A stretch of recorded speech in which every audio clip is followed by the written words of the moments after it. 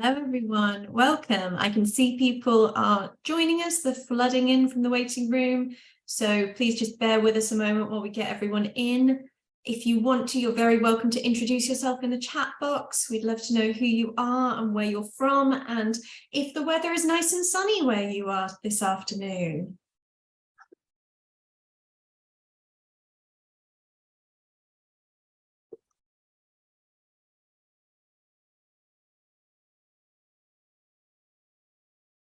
We're just expecting a few more people, so we'll give it another minute or two for people to come in. But as I was just saying, if you do want to introduce yourself in the chat box, that would be lovely. It's always nice to know who we're being joined by.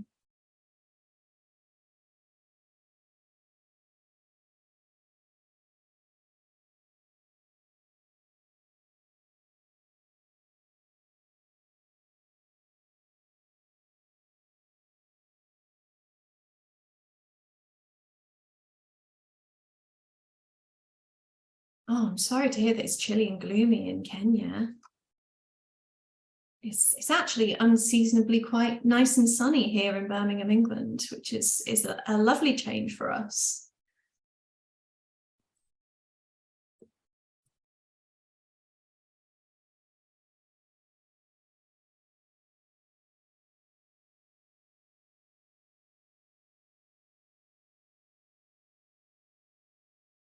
Oh, nice and sunny by the coast. Very jealous. I haven't seen the sea in ages.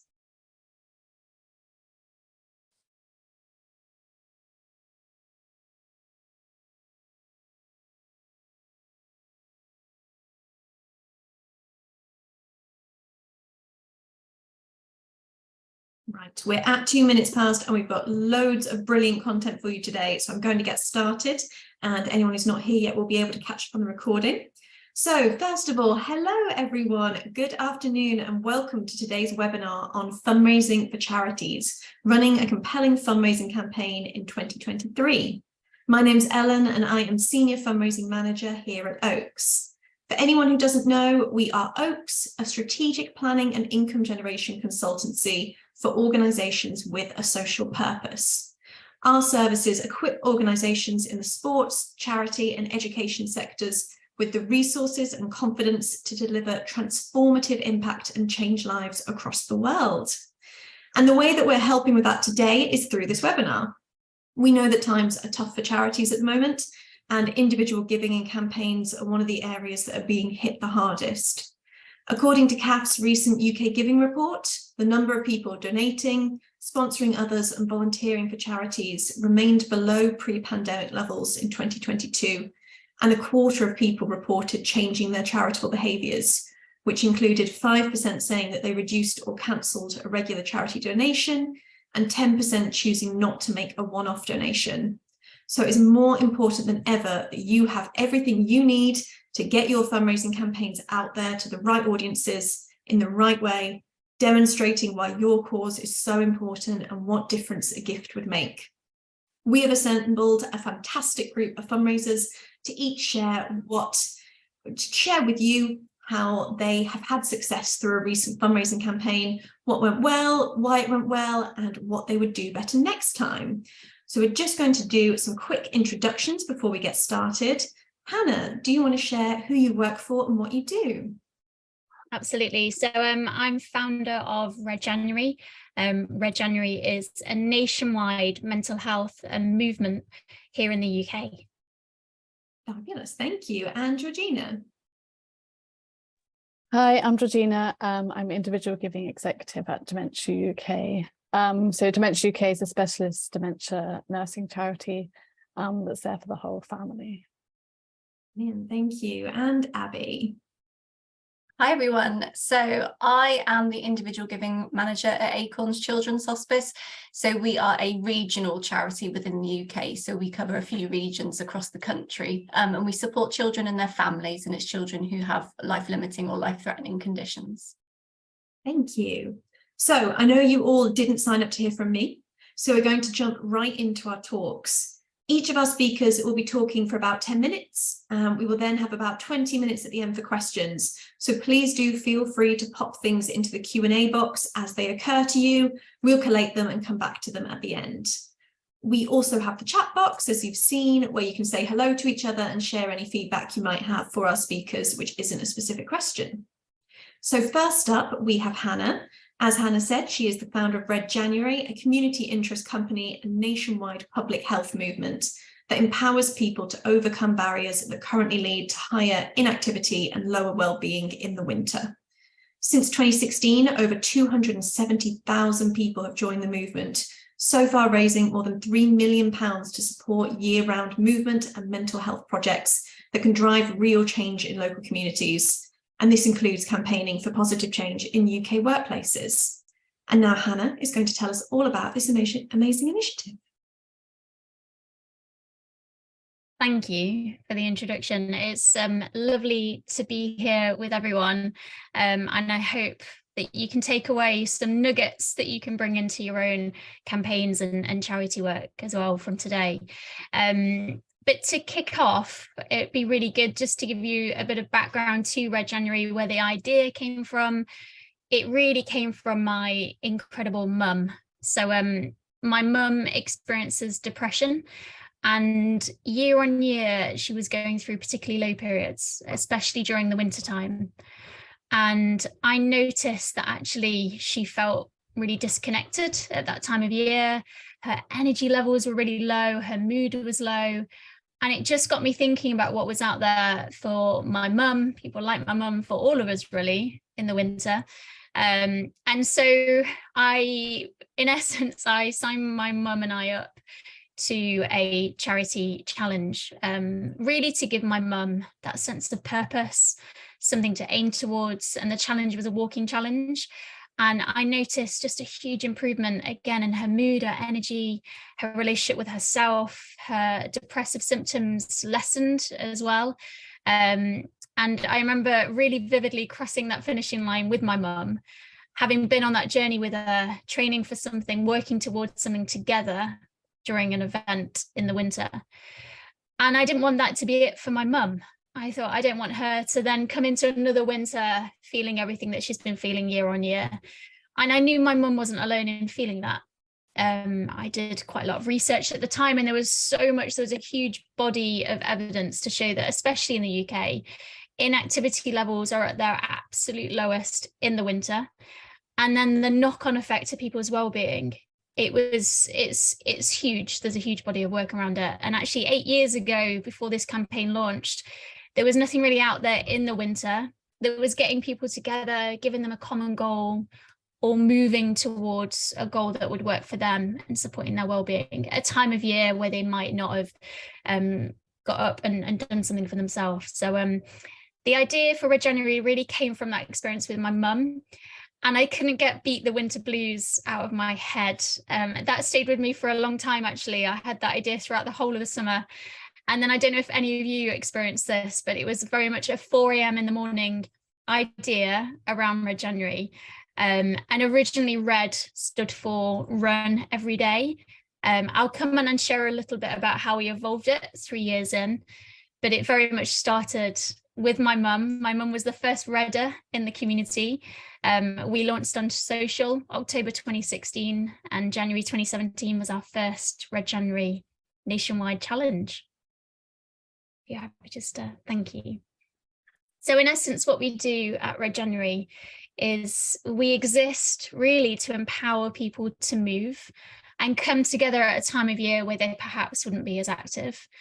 The essence of it really is around empowering people to choose a personal challenge, to choose activities that work for them and their lifestyle, something that will enhance their lifestyle, something that they'll continue well beyond January as well.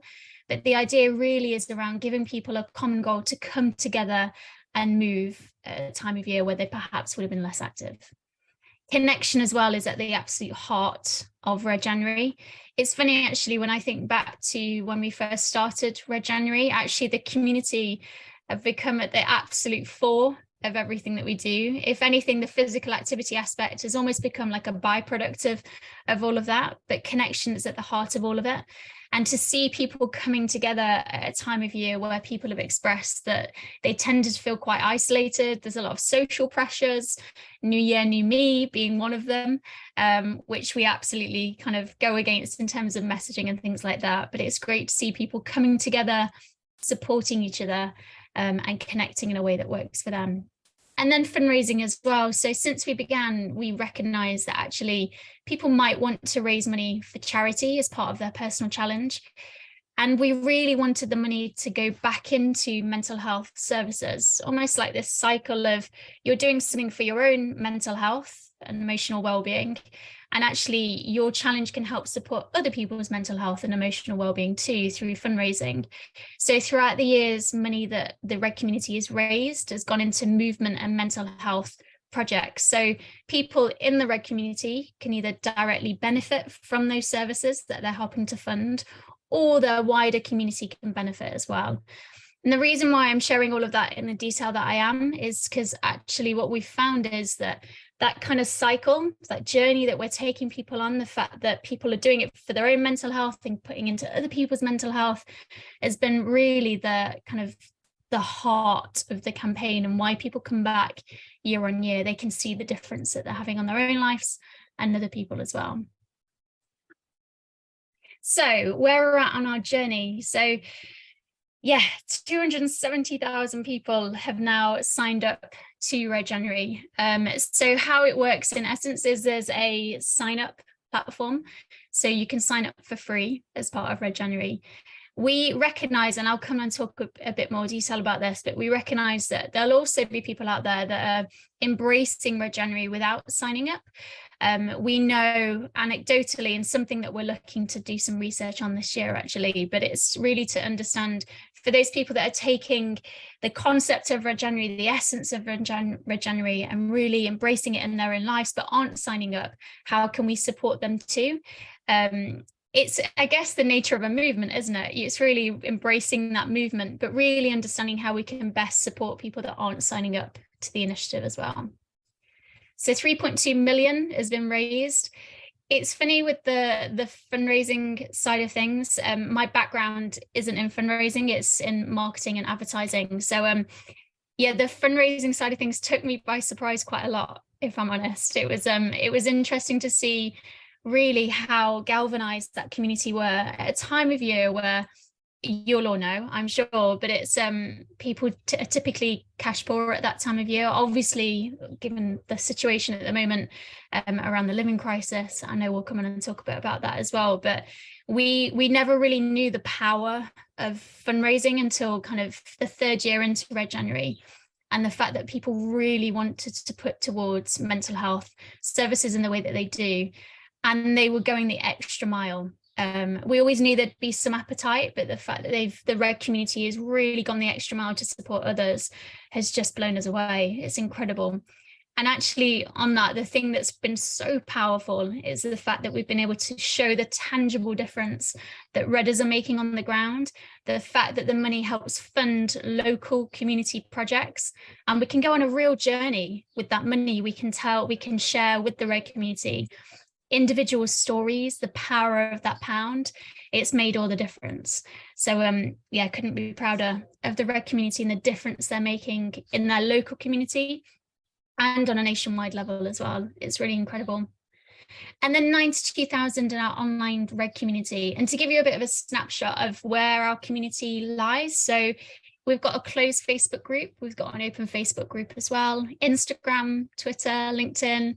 We've stepped into TikTok. It's a real learning experience for us at the moment. But actually, the area that's been really thriving is Instagram. Instagram stories, especially. People really want to share their experience. They tag in others as well to encourage them to join their Red January experience.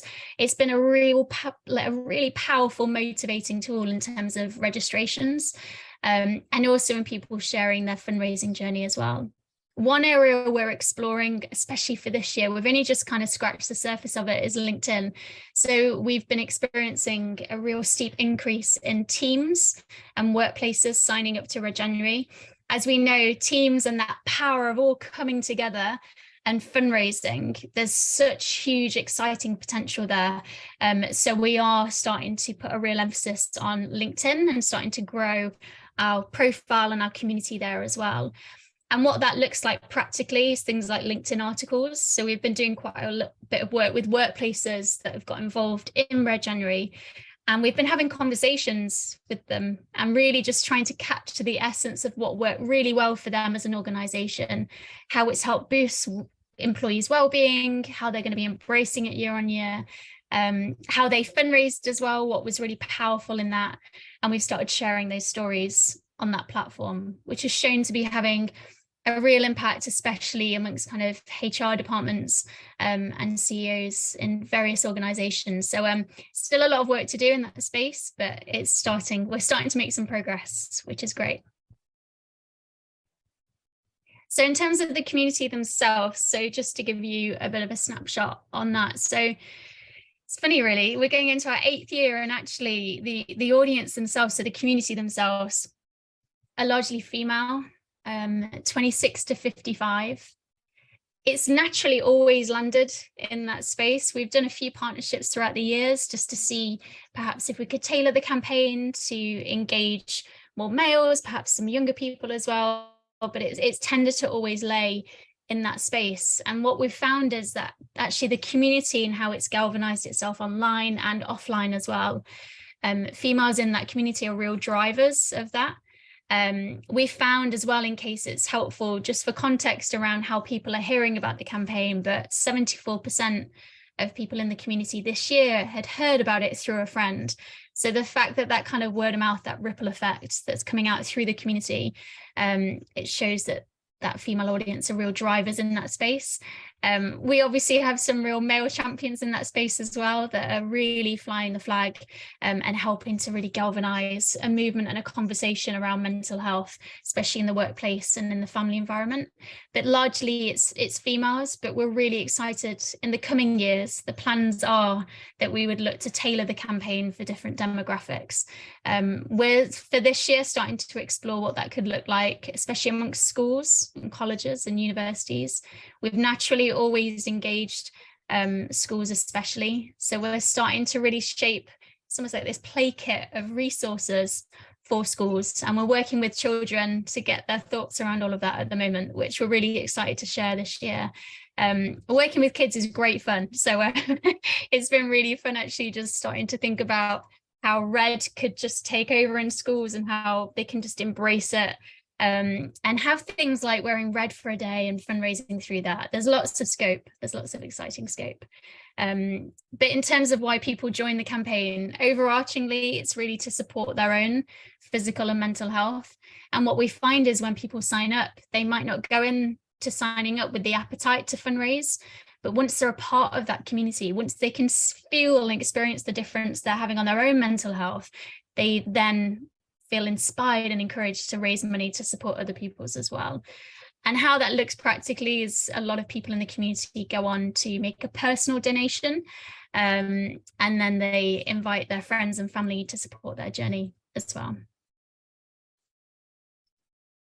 So I wanted to share with you just some of the questions that we ask ourselves year on year. So really to make sure that we always stay true to why this idea came about, my incredible mum. And we always stay true to the fact that this really is an accessible, inclusive community campaign. And so these really are the foundational elements and the questions that we ask around why should we exist? Why should Red January exist? What are we doing to make a difference? And actually, especially at that time of year, the question that we get asked so often is, so what happens come February? But we feel so passionate about the fact that there needs to be something in the wintertime that really galvanizes the community and gets people moving for their mental health. We feel so passionately about that, and we work really hard to make sure that we're building evidence around it as well to show the difference that it's making. So we never underestimate the fact that we do need to keep communicating why we should exist, and evidence has really helped with that as well. In terms of building the community, you're probably all experiencing it right now as well. As we know, with organic social, it's an interesting space right now, especially in terms of trying to have cut through with small budgets and things like that. So we're thinking of ways of how we can build the community offline as well. So we're looking at in-person events, bringing people together on the ground in their local communities. We're going back to a really traditional way of marketing, really, and I am so happy by that. I'm so excited by that, because that's when you can really start to build real trust and real relationships with people in your community. So yeah, it's great to be exploring that space in the way that we are. In terms of the registration and fundraising platform that we've put in place, I don't know about the other people on the panel here, but we are constant, and I'm sure you're doing the same, but constantly testing that registration and fundraising flow, understanding where people are dropping off, what we can do to improve on that, constantly testing it with people outside of our team as well. We send a test link out to workplaces and families and schools and understand from them what's working, what isn't working. We invite the community to shape the campaign and those elements at all times. And then in terms of boosting conversion to fundraising, I know we'll go on and talk about this more broadly, but given the fact that we're living through a living crisis right now, we've massively evolved the way that we talk about fundraising, we position fundraising. It's very much ensuring that that remains as inclusive as the physical activity ask. And we're always exploring ways that we can really help support people in that fundraising ask, whether that be putting the focus on you making a donation towards your own efforts, or whether it being in terms of injecting the fund back into fundraising and finding new and creative ways to make that ask out to your friends, your family and your colleagues. So we're exploring some ways that we could approach that this year. And also we want to hear from Redders and what they're doing. So we're encouraging them to share their own stories around how they're putting their fundraising ask out. There's lots of exciting scope. It's one of those things really trying to kind of nail down and focus in on the areas that are ultimately going to make the difference towards fundraising. But we're excited to be tailoring the campaign, working with the community to shape some of those assets, and constantly testing, trialing and see where we get to. Thank you.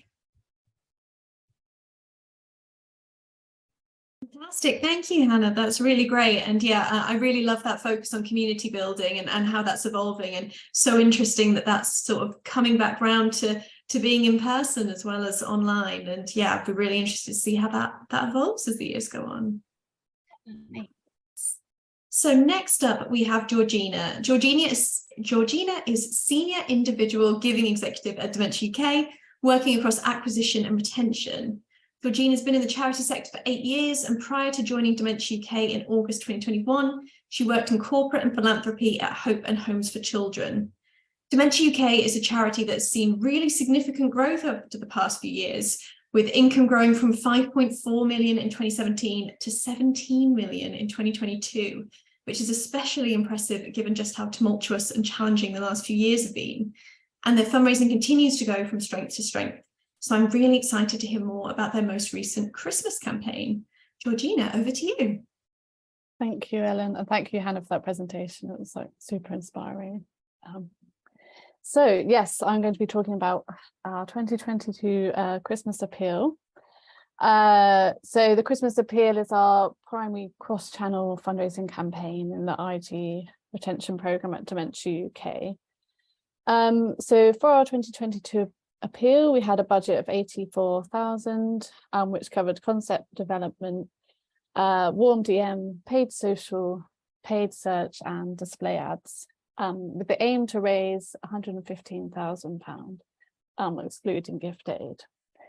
So in a very tough fundraising climate, as Hannah's mentioned already, the kind of cost of living crisis, our objectives were for people to make a single donation, offline or online, and having that really focused ask. So rather than making kind of that one-off and regular gift donation, just having a single donation ask. And why? Because our supporters think that Dementia UK need my help to provide support for people facing dementia at Christmas and beyond. Feel hopeful that my donation means that other families affected by dementia are getting help. And feel good about myself because I've given something back at Christmas.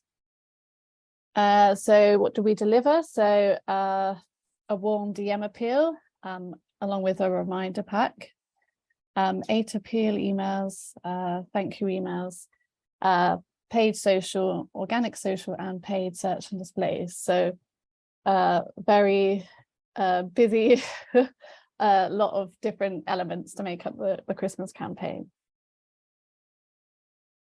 So in terms of the concept, so the appeal concept since 2016 had been Remember a Star, which was used across our warm mail and cold elements, warm email and paid social media appeals.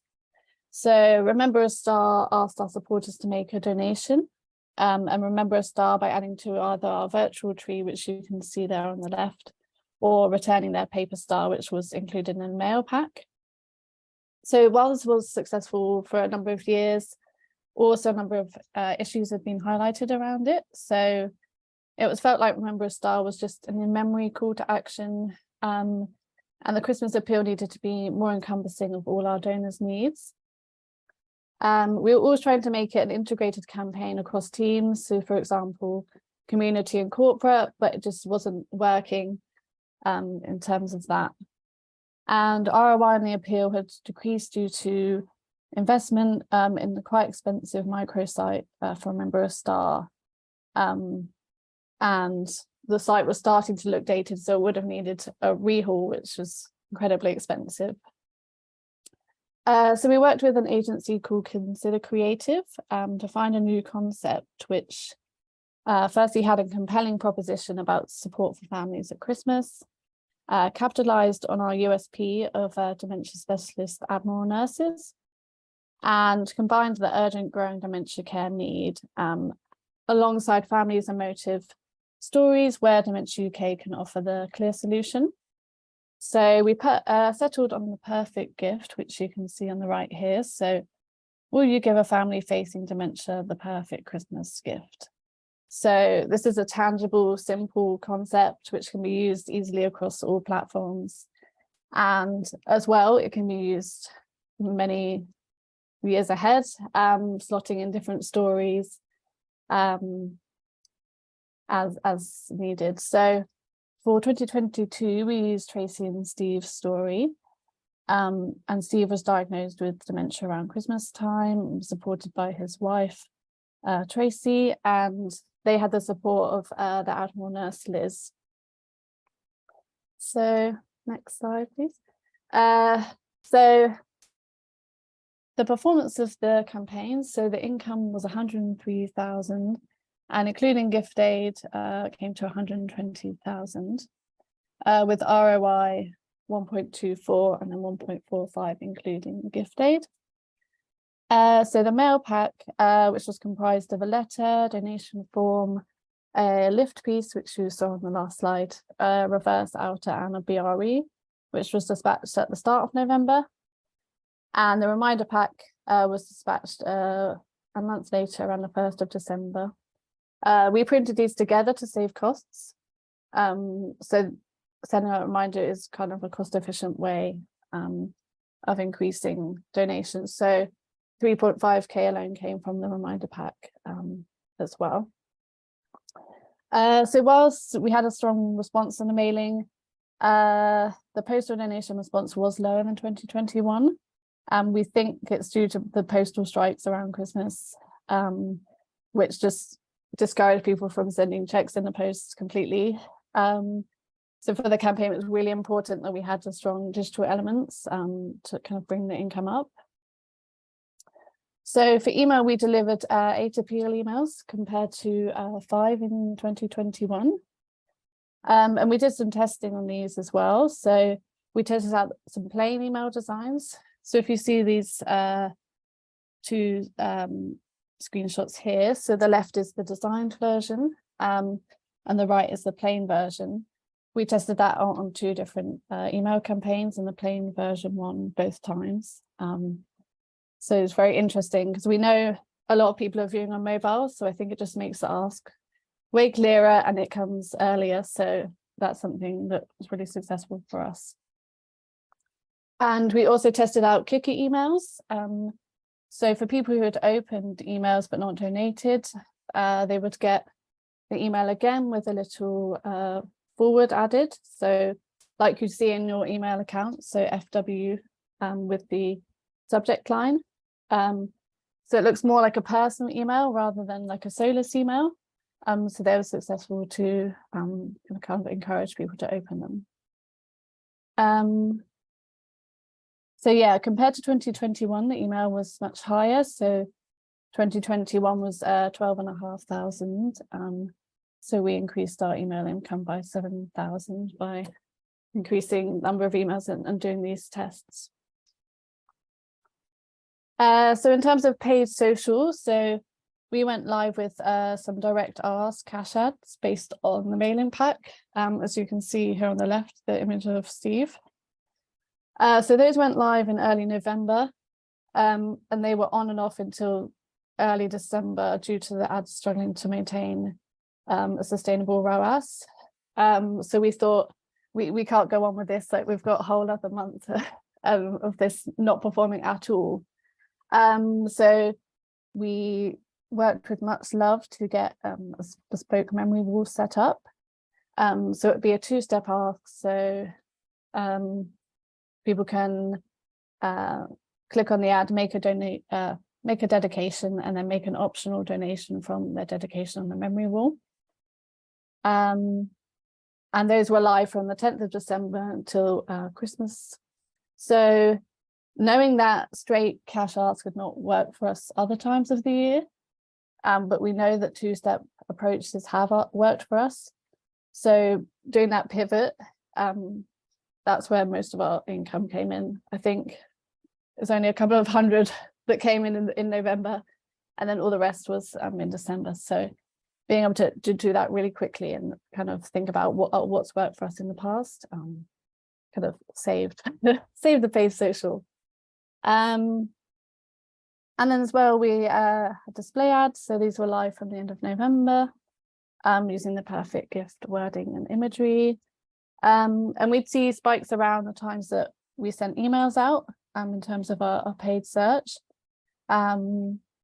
So it's kind of worth like ramping up around the times that you're going to do other things on like emails or around a mail pack, land date, etc. So kind of to capitalize that on the other work that's being done.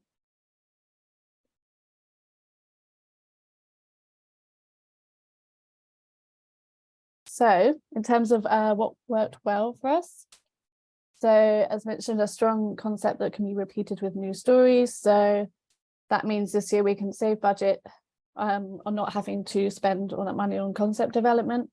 So either save it or move it into other areas of development.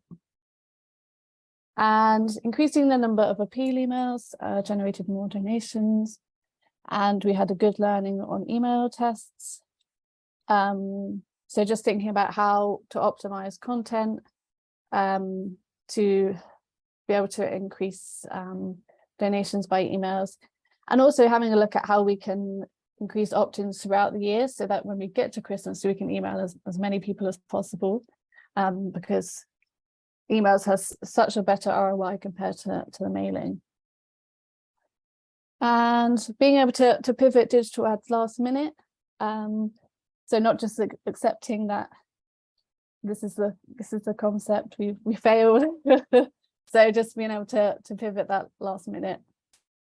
And I think key takeaways from the campaign. So I think thinking of the campaign holistically, so the mailing emails, the paid social all has an impact. Even if someone doesn't give in one way, they might come across an advert. So for example, if they receive a mailing pack but don't give, they come across an advert and give that way. So everything's interlinked, and people are going to be Googling more. So making sure that the paid search is set up as much as possible.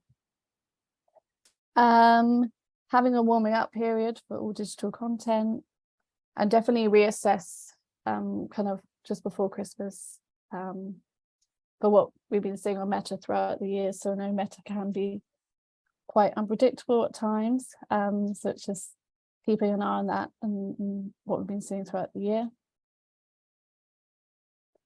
And yeah, definitely setting contingency plans for digital content, so having something to back up. And yeah, basing things on what's worked for you in the past. So obviously we see some other charities that cash asks clearly work for them because they're always doing them, but if that doesn't work for us, then that's not something we can do. And I think that that's okay. We just need to focus on what works for us. And final one, I think, yeah, there you go. So I think digital and mailing doesn't have to be the exact same content. I think what works for the mailing won't always work for digital. So just being able to think about that, not worry that it's like completely the same ask, because it doesn't always need to be. So yeah, thank you everyone. Fantastic. Thank you, Georgina. I really loved how you've kind of put those personal stories at the centre of your campaign and really kind of shown how Dementia UK has been there to meet the needs that people had. And really interesting to hear as well about, you know, needing to pivot at the last minute and change things, and being able to kind of have the confidence to do that when things don't go to the plan, be able to change the plan up as needed. That's really useful to know. Fabulous, thank you. So last but not least, we have Abby. Abby has over 10 years of experience working in the charity sector and is passionate about telling great stories and engaging people with the cause. Currently working as the individual giving manager at Acorn's Children's Hospice, Abby focuses on the development, planning and delivery of the individual giving programme, leading on new campaigns, maximising supporter retention and achieving income through the development of appeals and products that maximise donor support. I have known Abby for many years and know just how dedicated and detail orientated she is. So I'm sure there'll be loads of really valuable insights for you all in her breakdown of Acorn's Christmas campaign. Take it away, Abby. Thanks, Ellen. What an intro that was. So yeah, thank you. So yeah, so I do individual giving at Acorns. So I'm going to give a bit of context, set the scene, so you'll know where we sit in comparison to where your charity sits. So individual giving at Acorns, I pretty much cover all of individual giving. So yeah, cash, raffles, regular giving, recruitment, retention, mid-value donors, supporter journeys, etc. In the individual giving team, there's also an in-memory manager and a legacy manager. So that does sit separately. So Acorns is a regional charity, so we're not national, so we're probably a bit smaller there. We have about 25 fundraisers across the whole of Acorns, and our income last year was £5 million. That excludes legacies. Legacies is about 2 to 3 million, but that should give you a bit of context about the size that we are. So yes, I look at individual giving. Yes, I'm going to talk about the Christmas appeal. And like Georgina, we've got a little bit of a gift concept going on. But what I'm going to give you today is that broad overview of how we do it at Acorn. So not just individual giving, but how we as a fundraising team pull the campaign together. So yeah, so basically our aims in the fundraising team are we want to roll out an integrated campaign. So what I mean by integrated is that every part of the fundraising team, so if that's community and events, if it's area fundraising, if it is in-memory legacies, individual giving, marketing, etc., we're all talking about the same thing. We're all doing it at the same time. And that basically just maximizes the impact we're having and getting that messaging out there in a more cohesive way. So yeah, what we wanted to do was have a core message and a concept that then would work across all of those channels, whether that be income generation or stewardship. And stewardship basically just means, you know, that kind of nice fluffy stuff. So keeping in touch with people, keeping them updated. So that might be volunteering, that might be care, etc., because we involve them. And what I've put there is we wanted multiple touch points to create that halo effect. basically what I've already said, that you see it in multiple places to kind of maximize the impact of that appeal. We knew we wanted to create tailored supporter journeys for each audience. If you don't know what supporter journeys are, it's basically that communication plan they go on, that journey of what they're going to see. So, you know, if they make a donation online, what is that communication plan? If they're a volunteer, what's their plan? If they walk into a shop, what is that plan of when they walk in? What are they going to look at? What are they going to receive? So we knew we wanted to do that because supporter experience is one of our top priorities. And obviously, because we are fundraising, we wanted to exceed our income target for the previous year, but also some of those non-financial targets, because our marketing and communications team, they have non-financial targets. So all of those things were our aim. So we had to work together to do so. So what did we do? So at Acorns, we don't actually work with agencies. Being honest, we don't have the budget for agency work, so we pretty much do everything in-house when it comes to concept and messaging creating. So what we do for that is we put a working group together to start that planning, and there'll be a department rep from each team. So we'll have someone from individual giving, we'll have someone from marketing, someone from events, someone from area. We even include someone from care. So this year we had the volunteers manager. Basically lots of people from across the charity to come and have an influence and come and give some information about Christmas, because it is our biggest campaign of the year. So yeah, we get a group together. Now what I've put there is for this group, this like little working group of people, we set some pre-meeting actions. So what we'll do is we'll say, right, you need to complete these things before you come to this first meeting. So the first one is to review EOC, that's an end of campaign. So what every team will do is after they have finished a campaign, they'll write up an end of campaign report. It could be a Word document, it could be a PowerPoint presentation, however they've done it. Go through, read your end of campaigns. Come to the meeting with your objectives. What are those objectives you said? So what does good look like for your team for Christmas? You know, what is it that you want to achieve this year, financially, non-financially? You know, the care team, it might be something such as, you know, we want to give a great Christmas experience to our children. For me, it'll be, I need to raise X amount. But come to the meeting with those objectives of what you want to achieve. Come with some charity scoping. What have you seen out there that you like? You know, people throw mail packs on my desk all the time. Bring some of those great mail packs you've seen. Have you seen anything that you really liked online that was a great campaign? You know, just to feed that working group when we first meet. And an important one, bring your key dates. So, you know, what are your key dates for you? For me, an individual giving, dates are vital. You know, I've got print deadlines, case study deadlines, all these things. So I have a lot, but for some of the teams, they may have some key events that they want to bring in. So bring those key dates with you. So that pre-planning work will go on with that working group. And then we'll come to the working group and we'll kind of bring all of that information. We'll discuss it. So we'll go around the room and say, okay, what's important to you? What does it look like? Go through all of that pre-plan work. And then we have a little breakout discussion. And that breakout discussion is like just little small subgroups, and we will set some targets for those groups. So if there were no barriers, what would Christmas look like this year for your team? From this wish list of things that you want to do, what do you think we could actually do as an organisation? What Christmas theme interests you? Is it, you know, snowmen, elves, things like that? We have a very playful tone at the Children's Hospice. So, you know, is there something really fun that you want to do? Are there any messaging ideas you have?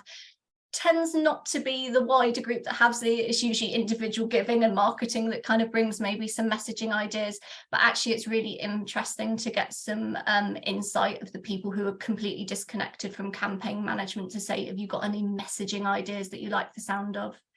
And then we'll come back from the group and we will just literally start putting on note charts or note paper or digital whiteboards some of those ideas. So for this year, and the one that just gotten that we came back from, so go back one, Ellen. So I love getting ahead of me. So yeah, some of the things that came out were, you know, joy of Christmas, presents, gifts, memories, family time is really important at Christmas. Nostalgia is very important. You know, gift giving came up, Christmas traditions. So we were writing all these things down. Okay, there's probably some little themes we can pick out. And then you'll see the kind of messaging that we created there. So what we did after that meeting is we have a subgroup of people. So it's usually individual giving and marketing. And we'll take all of those ideas from people and we'll start to pull it into some key messaging. So for us, things that we were pulling out was capturing memories, time together, creating magic, creating memories. Family time is important at Christmas. And this is where this came from, the idea of actually the best gift for our families is for Acorns to be there, to offer them the support at Christmas. So usually what we'll do is we'll just have an online working document with all those ideas that people have, and we'll start like one by one, like kind of dipping in and out. We'll start to piece together that until we have this core messaging, which each team will use. Now you can sit. So when we've got that core messaging, what we will do is the different teams will go off and kind of use it as they will. So some of the teams don't need that messaging as strongly. So area and events, they more kind of need mechanisms for fundraising. So what we do at Acorns is we work with an independent freelance designer. So as I said, we don't work with agencies, but what we do work with is a freelance designer, and she will help us create that look and feel. So once we kind of messaged out the core concept and we're like, okay, the greatest gift, and we had that messaging that I showed you a moment ago, we work with the designer to sort of put together some visuals and how they could roll out to each team. And really then it just is down to each team of what they need. So we will get the assets from our designer, and then the assets will be used by our internal marketing team to put these items together. So all of those people that were in that meeting, retail, oh, it's really important that our shop windows look great. Okay, well, how do you like this? You know, we could do some decals for the shop windows, and we've got posters. So they'll use the assets that the designer has created to create the things that they want. We'll go back to the fundraising wrap and go, okay, what do you need as part of this campaign? Oh, we just need the case study quotes, and you know, we want a poster so people can donate instead of Christmas cards. So again, we'll use those assets. And then kind of individual giving and marketing, we pretty much pull on that concept. That's really important for us. So my area in individual giving is the mail pack. So similar to what Georgina was talking about, my kind of prime focus for Christmas is the mail pack. And I work with the designer to complete the whole mail pack. So we do that slightly externally. So for me, we have a mail pack which goes to, we roughly mail about 17,000 people at Christmas. Is our biggest campaign. So we don't have a massive mail file. To some of you that might sound massive, but you know, I've mailed files of 7,000, but 17,000 is what we've got at the moment at Acorns. We don't do a follow-up mailing. We've tested them in the past, and actually we don't bother anymore because we get enough from the first pack and it's just not worth the expenditure. But we do things to back it up. So we will do, we only have one email. When Georgina said all yours, I was like, oh my goodness, I'd love that. But we only have one email because we have quite a small mailing file and quite a lot to tell people. And then we also do press ads, which are adverts that go into newspapers. Last year we did a door drop. So a door drop is similar to a mail pack, but it goes to a cold audience. So we also do that at the same time. And then we also do the social ads like Georgina talked about. So paid social ads, organic social ads, and we go across the web page. So yeah, we work with a designer to pull those together, but all of the teams and everything that is created always goes back to that core messaging that we created, the look and feel, so that everyone is singing off of the same hymn sheet when we come to launch. And that's why we asked for everyone's deadlines as well, so we could put it all in a planner. So we had catch-up meetings from all those fundraising reps.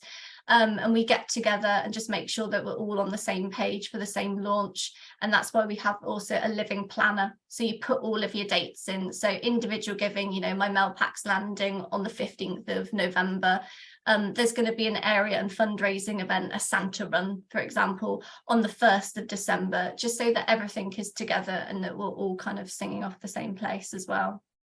But yeah, around this time, once we've kind of got all of our assets created, we'll just make sure that everyone's got kind of like everything that they need to get going. So briefing in teams, making sure we've got the tailored supporter journeys. And a lot of it is a lot of hard work from the marketing and communications team. So they will use all of the messaging and just put it out in as many places as possible. So you've got a nice long list there. So, you know, press, radio, they create social media plans. We will make a film, which we do in-house as well. We have used an agency to create films before, but actually we've had very good success at doing them in-house, and obviously doing them in-house, they don't cost us anything, they just cost someone's time. But we do our films in-house, and we have trial things like text to donate, etc. as well. So yeah, that's how we kind of plan our campaigns, is we have these working group meetings and then we come together to launch our individual elements. Cool, so results. So obviously my area is individual giving. So just to give you a little bit of a breakdown of that individual giving target. So yeah, that's actually at about 73.5. I checked it this morning and I was like, oh, we've had a little bit more come through.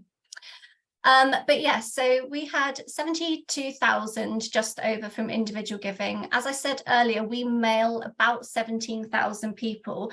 Our audience is very traditional. So for us, post is king.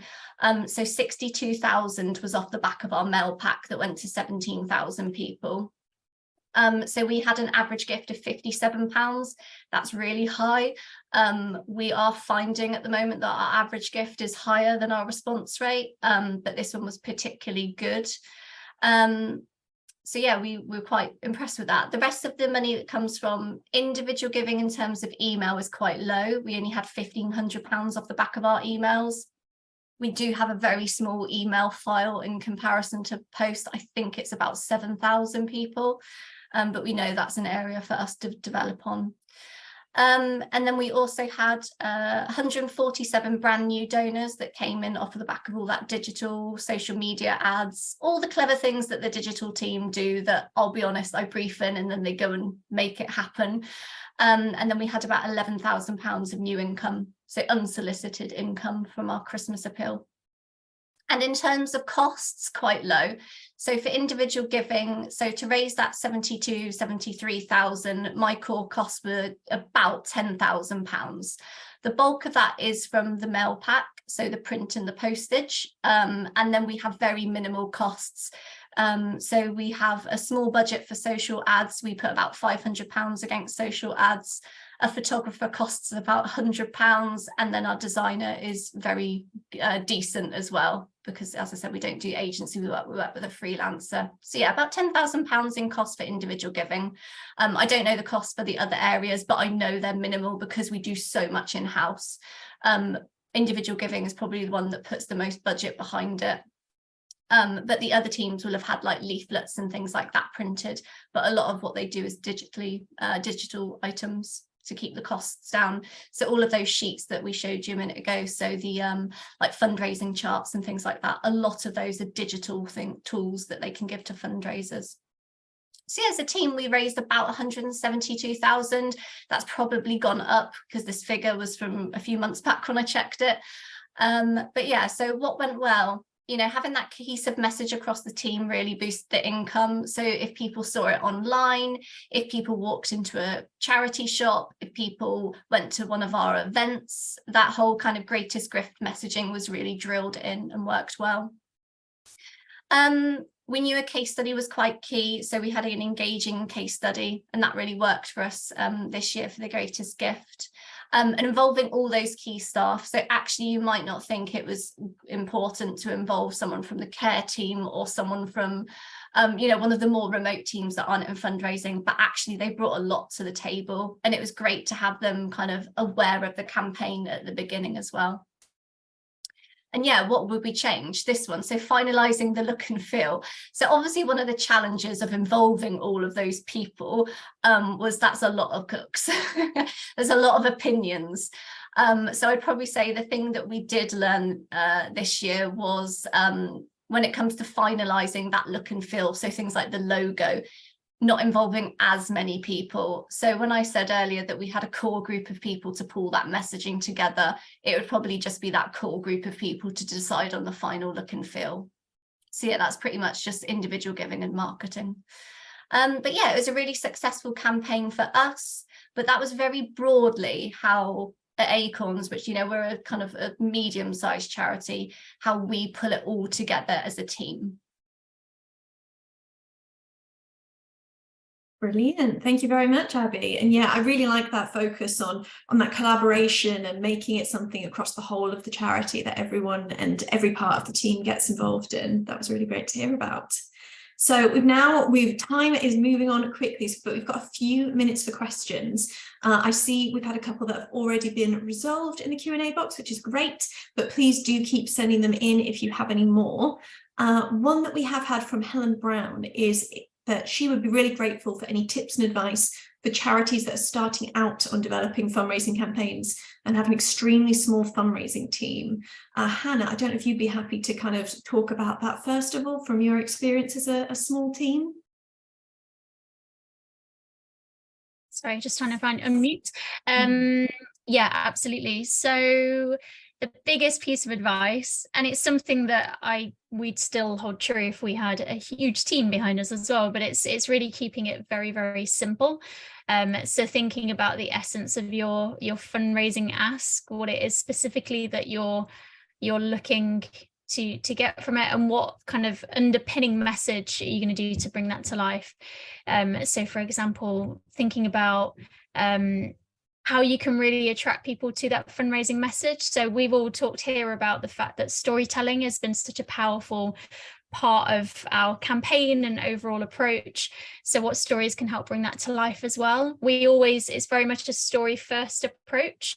So we work with the community to understand the impact that fundraising ask is having, getting the essence of that, and then sharing that with people to inspire them to think about whether they would be able to put the hand in their pocket, or certainly ask people if they can support as well. But it would be keeping it really simple across all of your channels. I know Abby talked there about finding that kind of the underpinning essence of the campaign, like the message, the overall look and feel, and really just stripping it back and thinking about what ultimately do you want to achieve from that first year. Thank you, Hannah. Georgina, Abby, anything to add on that, on top of that? I was just saying, no, that's really good advice about keeping it simple, because often what happens when we're kind of in that, when I'm starting to review and thinking, okay, what's my messaging from all these ideas that people brought in, you can kind of get a bit too creative, a bit too abstract to be a bit fun, but actually simplicity is the best at the end of the day. If you can be really clear in your message about what are you asking people to do and why should they do it, you don't need all the frills and fancy things. Yes, a campaign can look great and, you know, it's got a nice logo and stuff like that, but actually the messaging is really important, just to get that simple and clear. Absolutely. Lovely, thank you. Abby, we've got a question specifically for you about how long did the campaign planning process take from end to end? Yeah, sure. So for individual giving, if I talk about that, so we tend to plan on a 16-week calendar for individual giving, but for the Christmas appeal, we start a lot earlier, because obviously there's a lot of moving people, diaries clashing, things like that. I would always say for Christmas, start as early as possible. So I believe we have our first meeting on Friday to talk Christmas. But that's because we have several review meetings, and there's a lot of moving parts at a hospice, so getting care involved and all the different people, and scoping a case study can take quite a while at a hospice, because we need something that is obviously sensitive for the family. We need to make them aware that actually, you know, there could be some press involvement, which might not always be the right thing for a family, so case study gathering can take quite a while. But yeah, we kind of start May, June time discussing it and talking about it. For my creating the actual individual giving campaign, I like, you know, it would be nice to have weeks and weeks, but yeah, normally a couple months would be fine. But I've done emergency campaigns in 3 weeks, 2 weeks actually. So, you know, if you can whip them around, you can, but give yourself enough time, particularly if you want to do the sort of thing that we did, which is getting lots of working groups together and discussing, because they take a lot longer than you think, because to get that many people together physically or across teams can take quite a while. Yeah, that's a really great point. So we've had another question asking for a bit more detail on using LinkedIn, please. Hannah, I think you talked about LinkedIn a bit, didn't you? This might be a team effort, by the way, because we are just scratching the surface of LinkedIn. So we don't have all the answers by any means, but one thing that we've seen work really effectively is what I was sharing earlier around sharing stories from the organisations that have got involved in Red January. And how that looks is we arrange a 30 to 40 minute conversation with the organisation, and we ask some questions really about their experience. We record it, we then type it up as a Q&A. If you go into Red January's LinkedIn, actually, we've just posted one recently from Decathlon, so you can get a sense of the format. But we're actually finding that that richer, longer form storytelling is working really brilliantly on LinkedIn, and actually teams have a read of it and they can take elements of it that work for them and their organization as well. So like I said, we're finding the longer form pieces are proving to be really good. And also frequency as well. We're posting, I would say, twice a week at the moment on LinkedIn. And we're using it really as an opportunity to make sure that we're backing any evidence that really supports our cause as well, and making sure that we have a voice in that space around movement and mental health and participation, around thinking about young people and females and things like that. We're making sure that we're part of that conversation. So it does require some dedicated resource, just looking out for things that could work well with our messaging. But yeah, in terms of frequency, we're looking to uplift that as the campaign starts to get a little bit closer as well. But hopefully that gives you a couple of tips that could help, depending on your cause. Obviously, it's very different for everyone, but hopefully that helps. Yeah, that's really helpful. Georgina, has Dementia UK done anything with LinkedIn? We only do organic posts, but yeah, they tend to be a lot longer than any of our other social media. But yeah, I guess we could do more on there, but at the moment it's just, yeah, kind of organic, kind of once a week as well.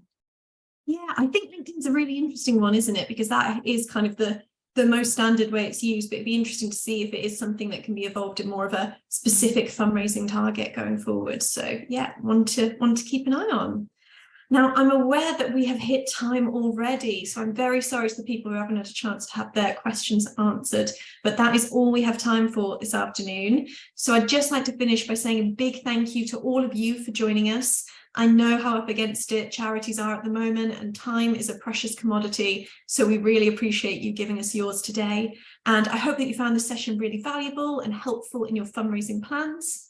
And of course, a massive thank you to our three wonderful speakers, Hannah, Georgina, and Abby, for being so generous with their knowledge, expertise, and insights. I know that I've learned loads and found it so interesting, and I'm sure that everyone joining did too. So we will be sending a follow-up email after the session with a recording in case you couldn't join us for the whole thing or want to rewatch any of it. And if you might be starting to work on a fundraising campaign and think you could benefit from some extra support, Oaks is here to help. Just drop us an email and we would love to have a chat with you about that. So with that, I shall leave you all to enjoy the rest of your day. Thank you so much, everyone. Take care, and we hope to see you at another event soon. Thanks very much. Thank you. Thank you.